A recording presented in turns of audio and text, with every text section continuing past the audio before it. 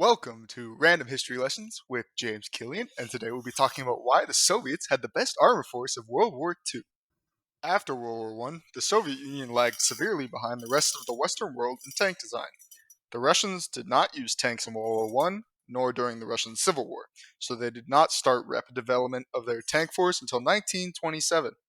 At this time, Joseph Stalin ramped up research and development into armored vehicles, developing a host of new prototypes and models for testing. They created new light, medium, and heavy tank designs such as the T-26, BT-7, and T-35 tanks. During the early stages of World War II, the Spanish Civil War, and the Winter War against the Finnish, Soviet tank designers gained the much needed battle experience to improve their models, discovering that while their tanks were very effective and outgunned many other tanks fielded at the time, they lacked the necessary armor to resist the new infantry anti-tank weapons, such as anti-tank rifles and the new 37mm anti-tank guns. With this newfound knowledge, tank designers scrapped the current Soviet armor design theory and completely replaced them with more effective designs. The T-60 was the new replacement for the light tank.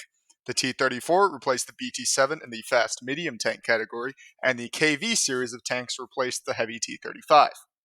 The T-34 and KV tanks far outclassed German armor at the beginning of Operation Barbarossa, much to the surprise of the Germans. Both tanks fielded greater armor and firepower, being essentially a generation ahead of German armor at the time. The T-34 and the KV-1 utilized the same gun, the F-34 76.2mm tank gun, which could penetrate the front plate of the Panzer IIIs and Panzer IVs being fielded by the Germans.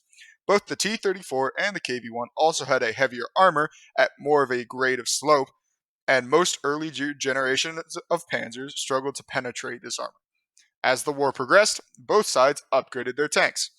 Panzer IVJs were fielded with the long 75mm KWK-40, and the development of the Tiger tank with its heavy armor and 88mm KWK-38 greatly improved the German armor forces that they fielded.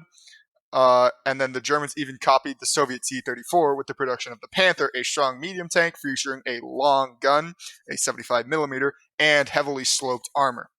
The Soviets responded to these changes by mounting the highly effective 85mm D5T tank gun on the T-34 and increasing its armor, making it an extremely formidable medium tank.